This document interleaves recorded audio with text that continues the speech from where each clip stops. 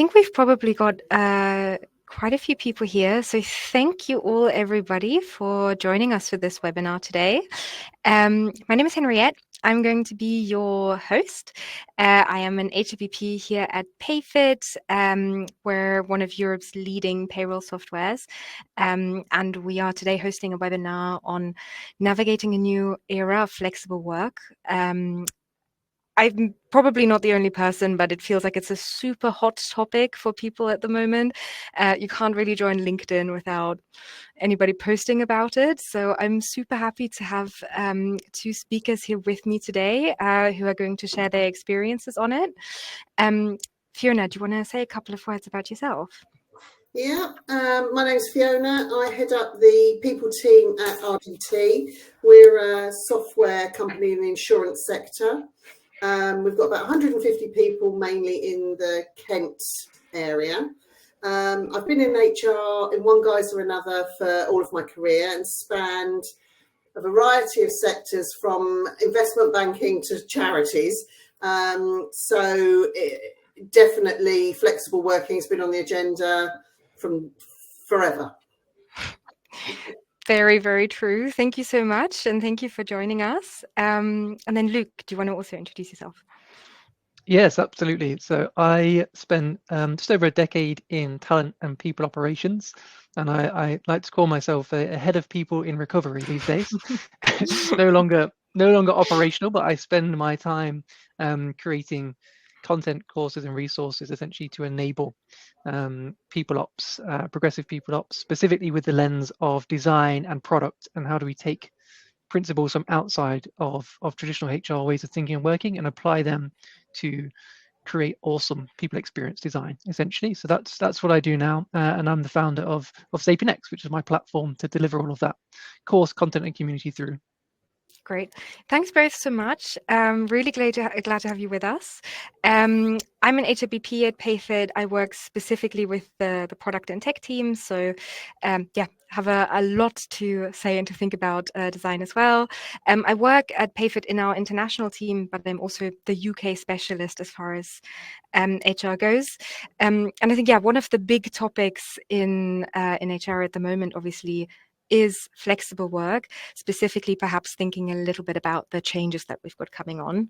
But before we dive in, I would actually love to hear a little bit more about our audience as well. So if you're joining us today, can you let us know? There should be a little poll in like the lower right corner for you. Can you let us know where you're joining us from today? Are you working from home? Are you working from the office? Maybe you're even joining us from the beach or somewhere else. You can also post that in the chat over there. As you can see, I am in the office. I apologize in advance if there's anybody playing ping pong behind me. PayFit is a startup after all. I think, Fiona, you're also in the office, aren't you? Yeah. I'm going to hear pool noises, if anything. Not the swimming. And then Luke, is that an office or is that? It's my home office. So I see. A combination of the two, but home. So rather than ping pong and pool, you might occasionally hear a crying baby. My daughter is 8 months now, so she's awesome. But yeah, rather than gameplay, you might just hear the occasional tear or laughter. Let's be more optimistic now. Maybe you'll hear child's laughter instead. Exactly. The true delights of working from home. Right. I think in our poll at the moment as well, working from home is definitely winning out. Unfortunately, nobody joining us from the beach. Nobody from the beach, but Kent has them as well, so that definitely is a possibility. But yeah, you can see actually loads of people here already very, very familiar with flexible working and working from home. So only taking this webinar, I'm sure, as a little refresher, actually. But yeah, let's dive on in. I think to kick us off, it would be great if we maybe talk about how flexible working is in practice today. I think after the pandemic, as we all know, the cat was pretty much out of the bag, and there was no going back for us. as you maybe know, PayFit, we've done a white paper recently where we've asked 2,000 employees on their opinion on flexible working, what's working for them, what's not working for them, what are the things that they want to see more. And so our findings actually have been that 45% of employees say that what's really great about flexible working are things like that they can save money on food and commuting costs. And Luke, as you've also just said, specifically a hit with parents who love working flexibly so that they can take a bit more care of their children. I think perhaps looking at like some of these stats, are they surprising to you? Does this roughly reflect your experiences with your employees, Fiona? I think looking all the way through the white paper and these stats that have been pulled out, I think it's absolutely an exercise in you can't please all of the people all of the time, so don't try to, because what flexible working means to different people is different things. They need, I always used to have a problem with the whole work-life balance. Actually, what you want is work-life harmony. You want it to work for you, and it works for different people in different ways at different times in their life. So I think we've got to get our head around that when we're writing policies. That isn't just, well, this is what we'll do because that will work for everyone, because it won't. Yep. You'll get it wrong. Yeah. No, that is very true. I think this was something that we were also thinking when we were looking at the stats for the paper. Quite a diverse mix, of course. If anybody in the audience also wants to chip in, feel free, obviously, to let us know in the chat. And my colleague has also just posted a link to the white paper if you wanna download it. I think what we're seeing here as well is sort of the kind of the employee perspective.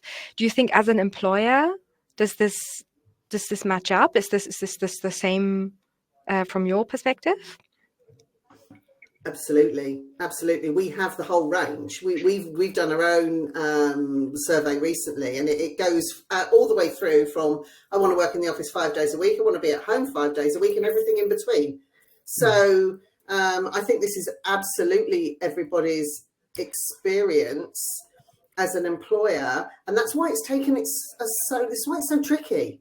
Yeah. Because unlike other policies where you just say this is what we're going to do, you can't do that. You have to work it around, what does this person want? What does this person want in this team? How is that going to work in this team? Because everybody's doing different jobs. So I think it's a really hard one to get right.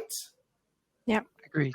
And we'll talk a little bit, or I will share a little bit on the design and enablement side of policy creation a bit later. But there's a phrase that I've sort of come to share, which is flexible isn't flexible without personalization. So you do need to bake in some level of personalization to your flexibility policies and guidance. But Fiona's absolutely right. Like, you cannot try and please everybody, because it's going to be almost impossible. And one of the call outs from this page, because it's relevant to me, is the parenting one, because I have a 4-year-old as well. So I've got a 4-year-old and an 8-month-year-old. And before I had children, I had genuinely no idea, like zero idea of what toll that took on parents, like, and working parents and caregivers of any sort, and I think I had sort of theoretical empathy, right, is what I call it, for parents. Like, okay, you've got kids, great, like, cool. I've got some theoretical empathy for that, but I had no idea that actually the energy that I could bring as a parent to my work was probably 50% at best. On my best day, I had 50% to give at work. And before flexible working was a topic of conversation and was highlighted, how many parents were forced into like the office on days where it must have been excruciatingly difficult to do that for all number of reasons: physical, emotional, mental. So the parenting one jumps out to me just because it's front of mind. And in the last 4 years, I've gone through my transition, becoming a parent, and I was in role and operational during that time, and I'm now not. And the difference between the experience of my first child when I was in role and my second child now, where I've got complete flexibility because it's my own thing, so different. But I have like genuinely deep, real empathy now for working parents, working caregivers, because that flexibility is an absolute godsend if it's used and applied in in the most effective ways to give those working parents and caregivers the ability to flex around those commitments at home. Yeah. And I think if we can get this right, I think what's really interesting, you just said something about personalisation. And I think if we go back pre-pandemic, we always made flexible working they were always personal. Now somehow we seem to think that we just peanut butter everyone and it'll be okay. That's Well, interesting, yeah. you know, why is it different? I think the intergenerational thing is quite interesting as well.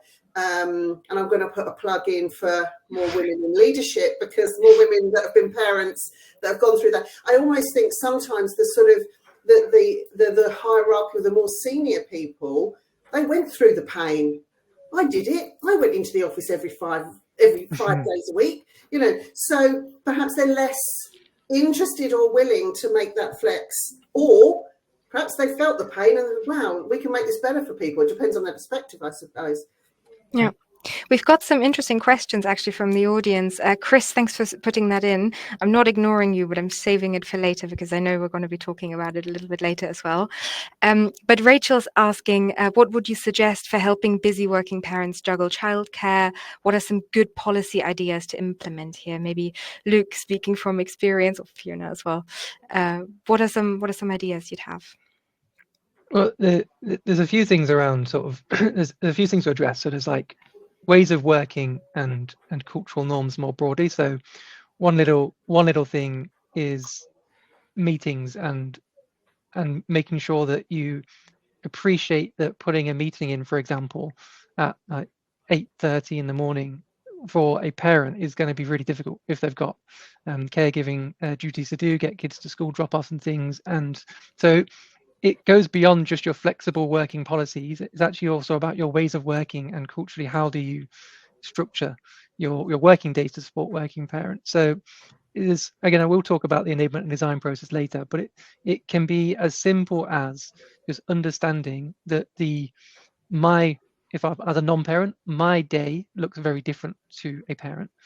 But how do we make sure that we can come together, let's say, at the times of day that are optimal for those that are caregivers and those that aren't? Like, how do we structure our work week and the distribution of work around that? So that wasn't a specific guidance on policy, but it's around being mindful, and it all starts with human-centered design and empathetic design of policies, processes, and working practices. So for me, it all comes back down to human-centered design, regardless of what that looks like. But it's that true empathy, and what does this look like as a working parent if we have a mandatory 8:45 meeting like every day? It's going to be impossible. I think there's also some tips and tricks, isn't there? You know, and get technology to help you. Firstly, make sure the rest of your team know what you're doing.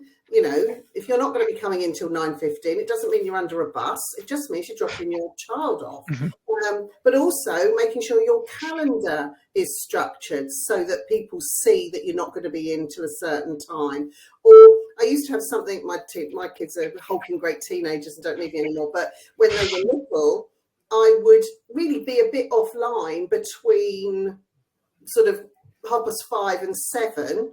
But after that, so a little bit of something on your email footer saying, if you email me and I don't come back to you, it might be that I come back later. I don't expect you to respond then, but that's how I want to work. Yeah, I've actually also seen that from people just working from Australia, actually, which again like ties into a little bit with the point there at the bottom of working from a different country. And I think something that all three of us has done, and like me particularly at the beginning of this call as well, is a lot of the time when we speak about flexible working, we, like conflate it a tiny bit perhaps with hybrid working. They're both obviously very, very important. But I think when you think about flexible working and what it means for you, again, we have a couple of stats here of like what employees particularly think. When you think about it and when you're designing policies for it, what do you think about when you're thinking about flexible working? I think when you're thinking about the policy, you have to think about your people, of course, but you also have to think about the needs of the business. You can't just chuck it all up in the air and nobody ever comes together and no one's available. And, if your business means that people need to be collaborative and there are certain meetings that work way better if everyone's in the office, be clear about that. Make sure that you let people know. Make sure that people have notice of those things. Make sure you tell people when you're hiring them that those are some of the expectations. We don't have to just throw it all out and everyone can do whatever they want, because you can't run a business like that. And you have to remain commercial, and you have to do what the operational part of the business needs. Yeah. Agreed. So there's we skipped over it a little bit. So for me, the hybrid versus flexible thing is they're not mutually exclusive. So hybrid is a form of flexible working, but hybrid tends to be more of a fixed state, right? So a classic example would be 2 days in, 3 days out, which or the other way, or flip it whichever way you want. That seems to be the go-to. Here's an example of a hybrid. You do some work in the office, some work outside the office, essentially, is what hybrid is. And flexible, of course, encapsulates all sorts of different types of flexible needs. So that's the main difference there. But to pick up on Fiona's point, absolutely bang on. So we need to be understanding what are the top priorities and needs of the business alongside what are the needs of the people, and creating policy, guidance, principles, structure around that. And one of the phrases that I picked up from, I think it was Andy Swan, his book called The Human Workplace, I think it's called, but it's a great phrase. It is complete freedom within clearly defined boundaries. And so what we need to do is to really set up those guardrails so that everybody knows exactly what is and isn't acceptable with regards to flexible working, and then offer complete freedom within those parameters that we've set for everyone. And again, I keep wanting to jump ahead of myself. I know I've got some stuff to share later about the design and enablement piece, but transparency becomes a big part of that, and documentation to make sure that you're 100% clear on expectations and everyone knows exactly where to go to access that information, so that there is that 100% clarity on what those guardrails are. Yeah, I think in my experience as well, I would agree that like this expectation setting piece is the most important thing, especially when you're looking at the diversity and opinion you have here around, always a third or so of people having a different definition of what flexible means. And so being really, really clear and setting those expectations is so important. Maybe this is perhaps a little bit more anecdotal, but what would you say is the biggest tension in between kind of employer expectations and employee expectations when it comes to flexible work at the moment?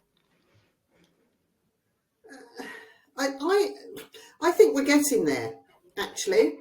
I think straight after the pandemic, it was really difficult. People had been at home, so couldn't feel the need to come in because we'd done it for 2 years and we hadn't been in. It feels to me like it's balancing out now, and we have to make different arrangements for some people, but generally, we do a 3-2 split. That isn't the same for every team. It isn't all the same days. We have days when we want everybody in because we're having a town hall meeting. But I think the tension, it's coming together now. It's becoming more normal. And as you make change takes a while to settle, doesn't it? Yeah. So true. And actually also a very good lead point into looking perhaps the change that we're talking about here today, which is that we have this new flexible working bill that's coming in. I'd say as the big change that perhaps everybody knows is that from the 6th of April, the main change is that now employees have the day one right to request flexible working. I think we spoke about this a little bit earlier. But what changes do you anticipate employers will have as a result of this? I think this is a bit of a difficult one for me because we did it about 4 years ago. For me, it was just a bit of a no-brainer because you'd have conversations with applicants who wanted flexibility. Then they'd join. They couldn't ask for a year. And then a year they could ask. It's like, but if someone came to us, if they'd had a baby and they wanted flexibility, they wanted to change their hours, or they were looking after, we had one man who wanted to spend some time helping the silver surfers at his church for a period of time, we'd talk to them. So for me, when this all came out and they started talking about it and the CIPD were talking about it, I just changed our policy. So it hasn't really made any difference to us. Yeah. I think this Months, wasn't it? See, I can't even remember what the law was, what the law is, because we don't do it like that. so ahead of the curve. Do you agree, Luke? Yeah, I do. I think it's we had a bit of a get together before we jumped live, and we sort of laughed about it, didn't we? Like if you're actually designing for the needs of your people and in a human-centered design fashion, you shouldn't need statutory policy to guide your actions. And actually, it's more about taking a pragmatic and sensible approach to the requests that are coming in, right? And and again, as we'll talk about a bit later on, you do have to design with a particular philosophy and framework in mind. But generally speaking, if you are focused on creating a people experience that works for both the business and your people, a lot of this stuff that's coming into law and into statutory law, you probably have already taken action on already to some degree, or at least it won't be too difficult to pivot in that direction because you'll have a good amount of the groundwork in. I think that was something you said, wasn't it, Fiona? It's like everyone has to do this anyway. It might be at a later stage of the employee journey at this stage, so it's more about just bringing that to meet someone at day one rather than it being something that's out in the future. But generally speaking, I think our consensus as a group when we were chatting about this was you shouldn't necessarily need statutory law to be doing a lot of well these done things. to the government for catching up.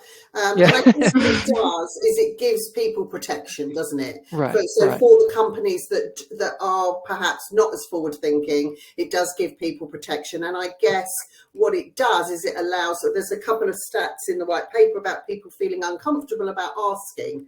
Maybe this gives them more of a platform to feel more confident about asking. That's going to be one of my points later, actually, is that it's important to be proactive with this stuff too, right? You shouldn't necessarily wait for the request to come in. If you're building a nice, quality relationship with your people, then as a manager, it might be a nice thing to do to take that conversation, take the initiative on that conversation. If you could see that someone is struggling and they're confiding in you that they're struggling in some way, why don't you broach the conversation as the manager? What could we do actually? How could we be more flexible to support you around this? So that's just a call to any managers listening. Like, you don't necessarily have to wait for the request. If you can spark that conversation, it might mean the world to somebody. Yeah, and I think role model it as well. My preference is to be in the office. I don't live very far away from where I work. I do occasionally, but I sometimes go and work from home because I don't want my team to think that they can't. Yeah. There's actually a question in the chat that touches a little bit on this kind of role model thing. So Ollie is asking about the 4-day work week or the 9-day fortnight, I think, as some people have also spoken about it. I don't know what your experiences are with that, but it's obviously another thing that keeps coming up.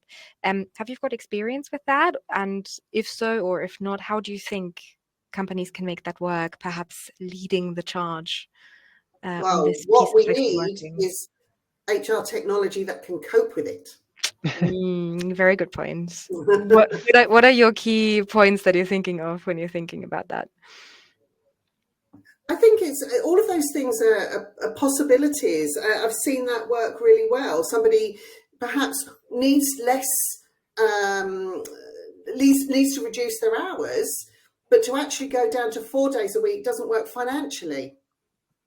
So maybe that is an option. So I think absolutely, but I definitely think the technology needs to catch up. But all of those things should be things to suggest. I often, when I've spoken to people who are struggling with their health, I'd like to work 4 days a week. I'd like to work, not work on a Friday or not work on a Monday. Okay. But have you thought about maybe not working on a Wednesday, because that'll give you more recovery time? And it's having a conversation. And I think to your point, Luke, upskilling our managers to understand that they can have those conversations without promising something, just discussing it and feeling confident enough to try things. Let's do it for 3 months. Let's see how it works out for you and us.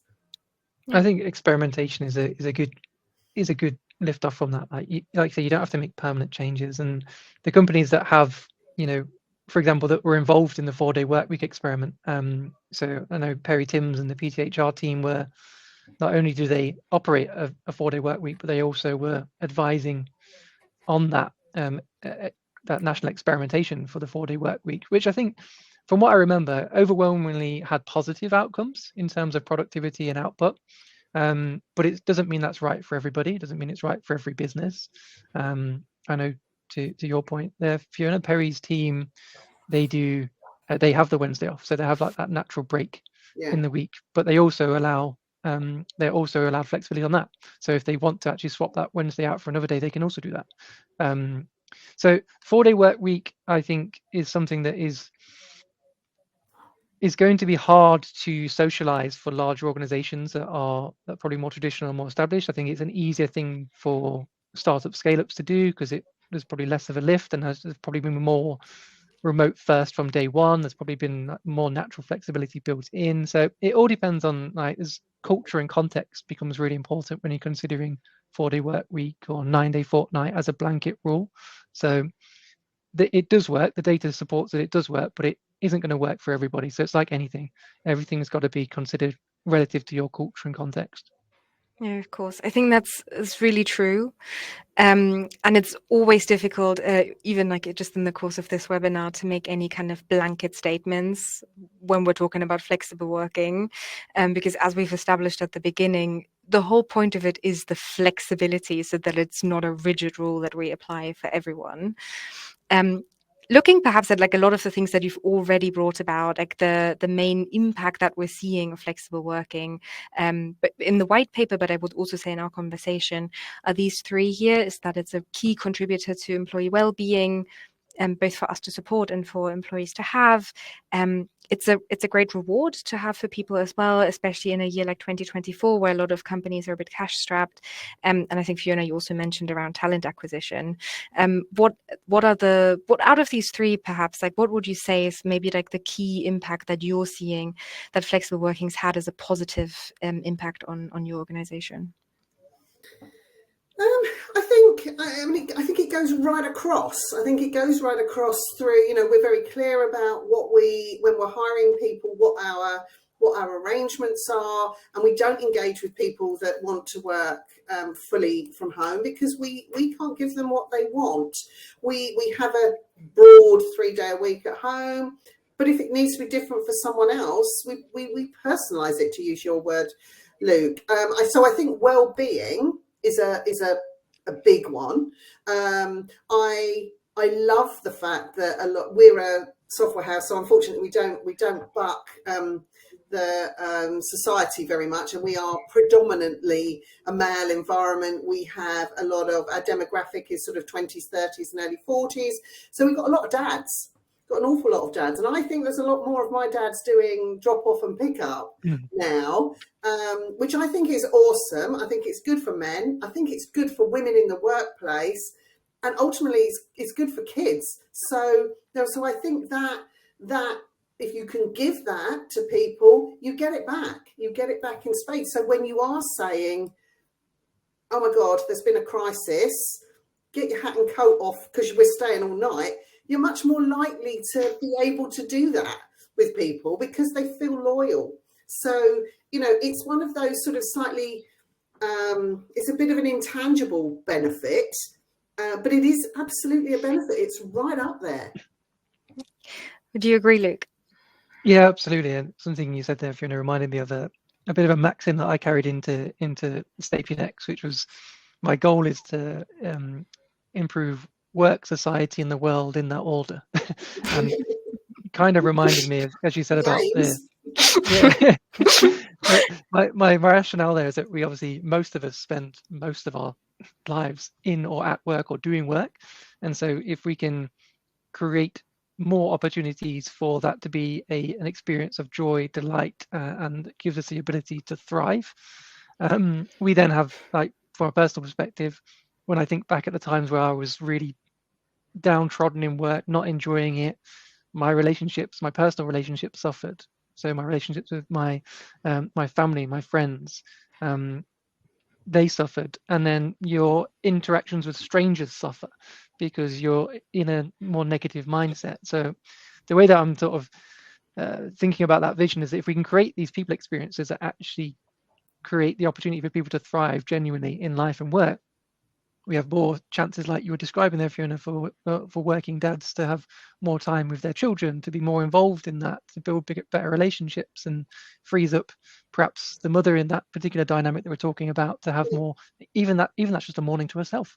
I know for a fact how valuable and powerful that can be, right? So, and then your relationship with your neighbors are better because you're happier. So you might say, hey, be more friendly, and then someone cuts you up on on the drive to the station or to work, and instead of being angry, like, maybe they're having a bad day, like it frees you up to be more empathetic to the world. Like the more that we can create experiences in work that allow people to experience a high degree of joy and satisfaction and reward. And so flexible working forms a big part of that, because it gives us a lot of those freedoms that allow us to recharge, to do that thing for ourselves that we wanted to do, to spend that extra time with our children, with our friends, with our family, to do whatever it is that we need to do to make high performance sustainable, right?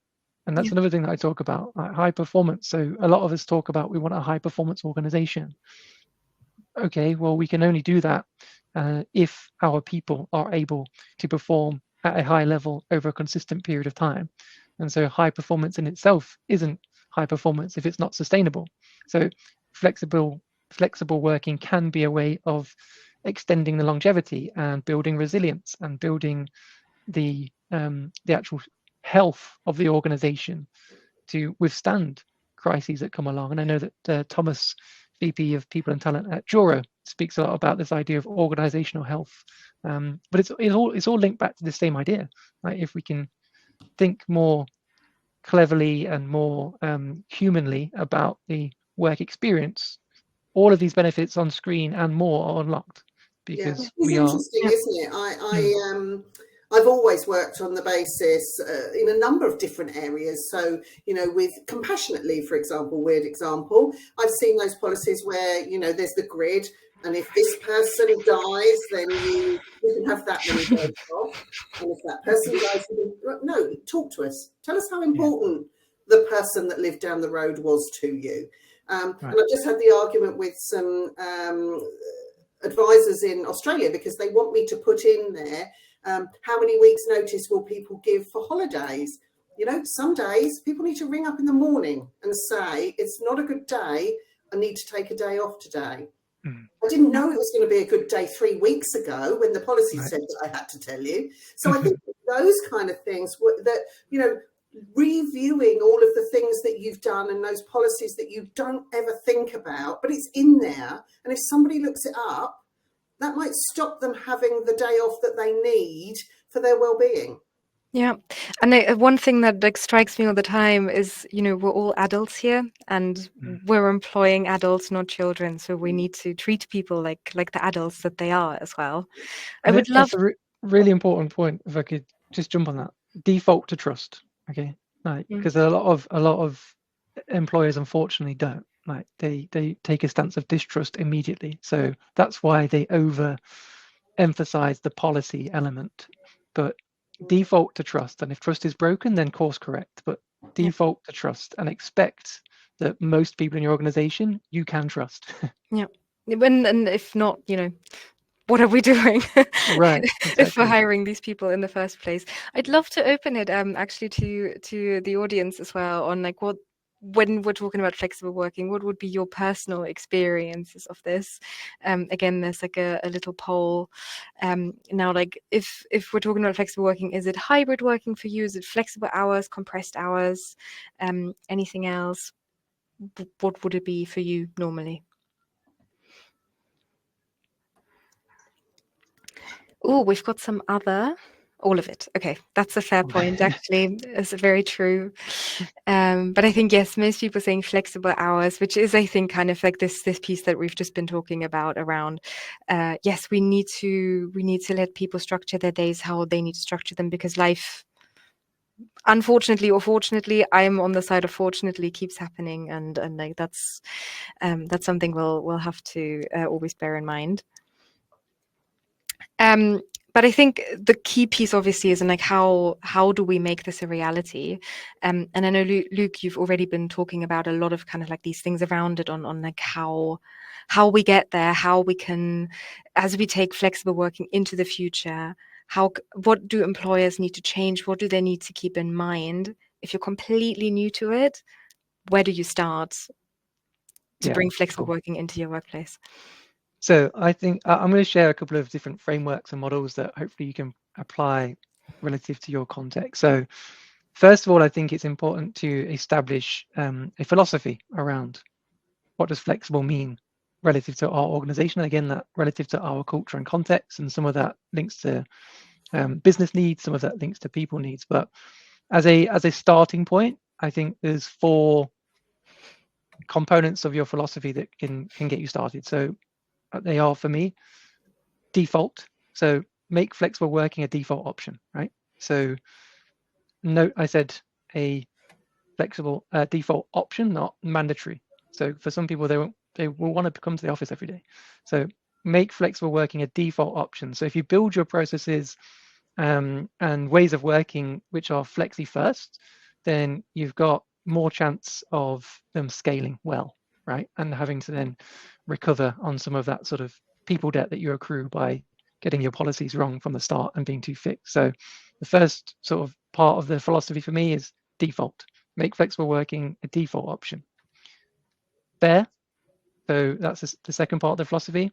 So it should be a benefit. Flexible working should be a benefit that everyone should have access to. And of course now, literally from day one. So make sure that flexible is a phrase that is democratized. You don't want to make flexible working available to one particular user group and completely alienate another user group. So make it fair, democratize access to flexible.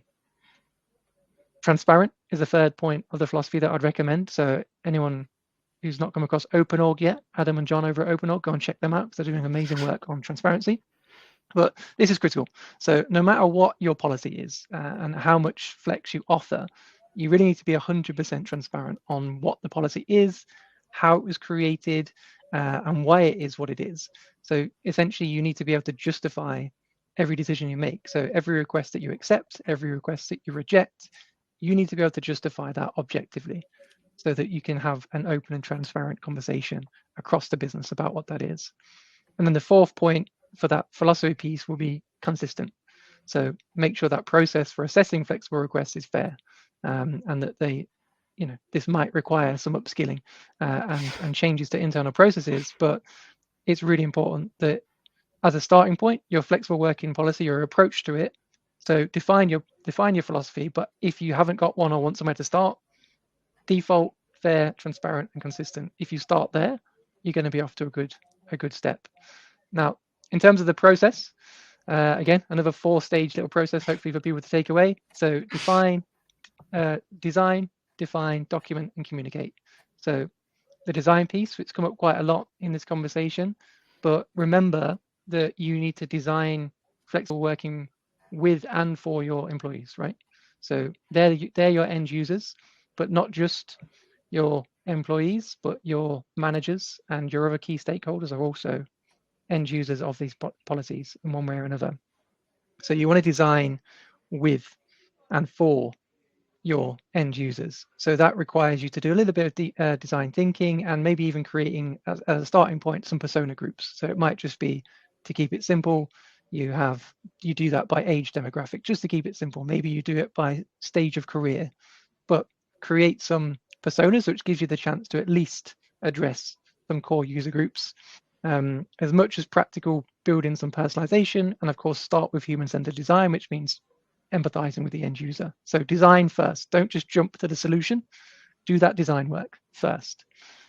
Then once you've done that, define. So agree on what flexible working means relative to your culture and context. That phrase keeps coming up because it's important, and open source as much of that process and rationale as possible to the business.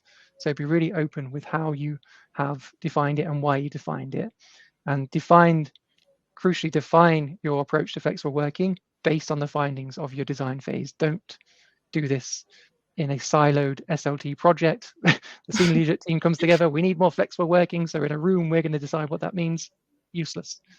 Do your design work, then define. Third step, document.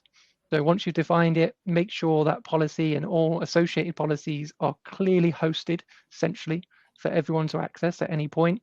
And they can be, depending on how your company's set up, you might have a Notion, a Wiki, or some other Confluence, or some other system. Maybe it's in your HRS system.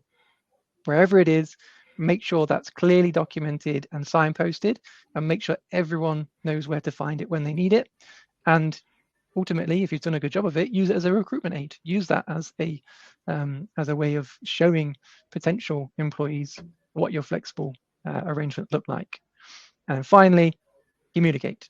So I've mentioned him before, but I like Thomas at Joro shared a sort of communication framework for me, which was say it 7, which is essentially, if it's important, communicate it 7 times through 7 channels to make sure that everybody who needs to know it is aware of it. So think about where your end users go for their information. So different employees are going to hang out in different places on your tech stack and your information network relative to their roles and where they sort of are native to.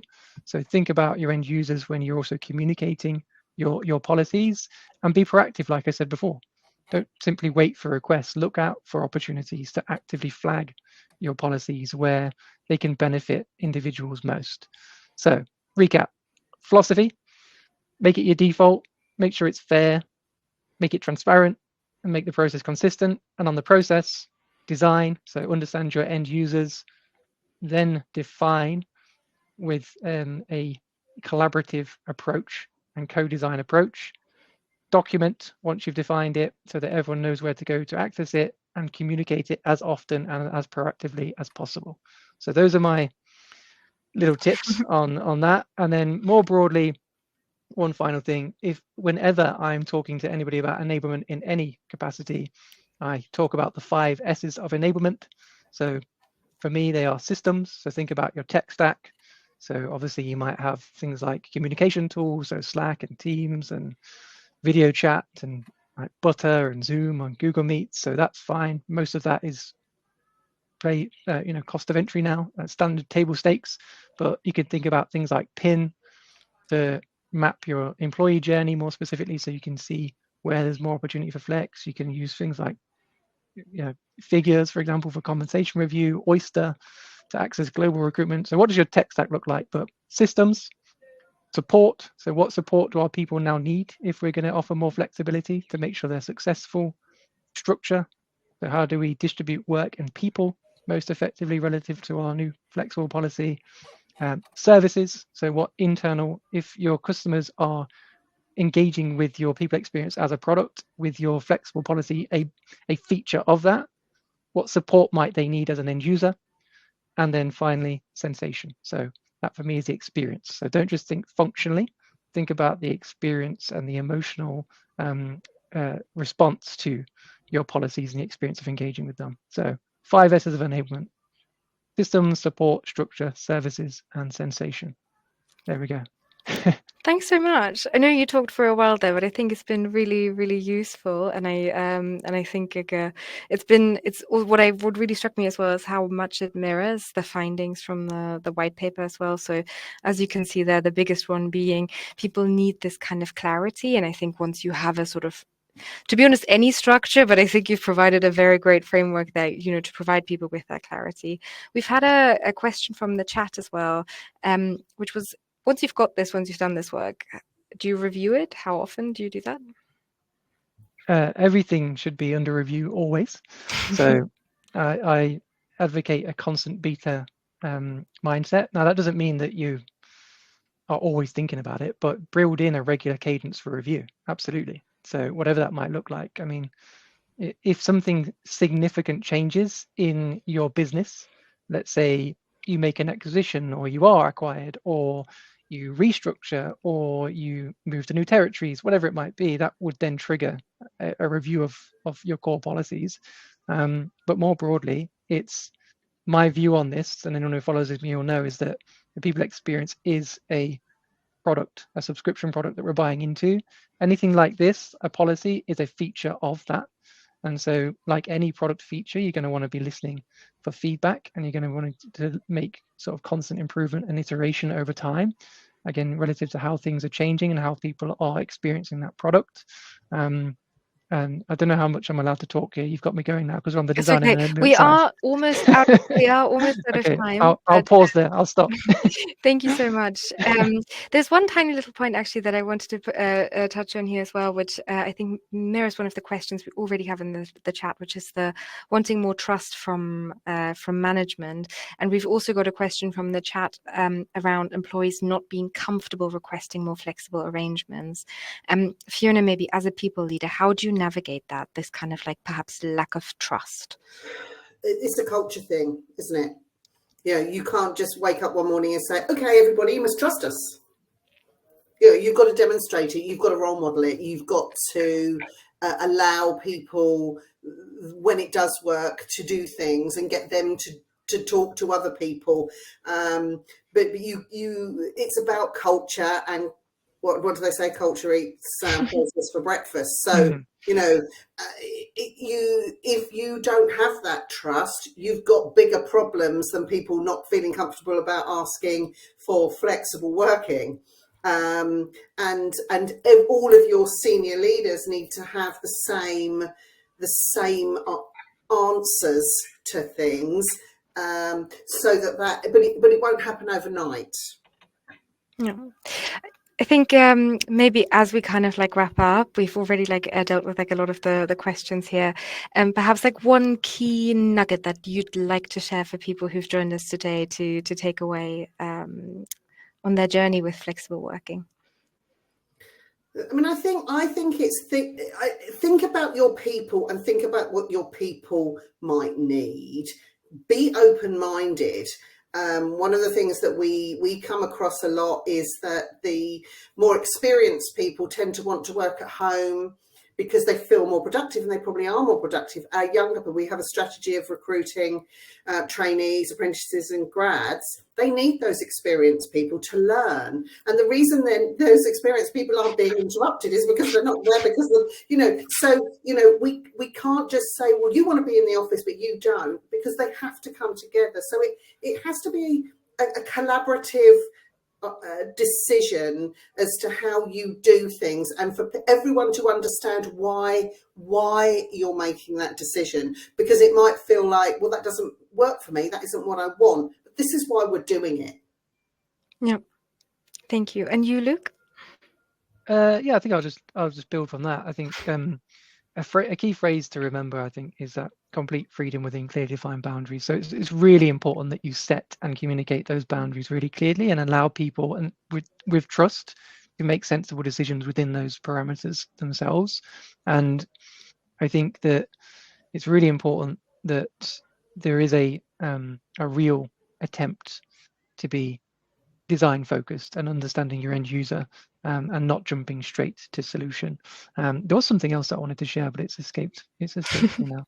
So I'll leave it there. But I think we've covered a lot of ground, and I think if we remember that, you know, trust is key to this, and that flexibility requires a certain degree of personalization for it to be effective. Perfect. Thank you both so much for your time, and thank you everybody for joining us as well. I hope you've learned a lot from this. I feel like I have, and yeah, I hope I'll see you again soon. Thank you. Bye bye. Thank you. Amazing. Thank Great you. to be Real here. pleasure. Thanks so much.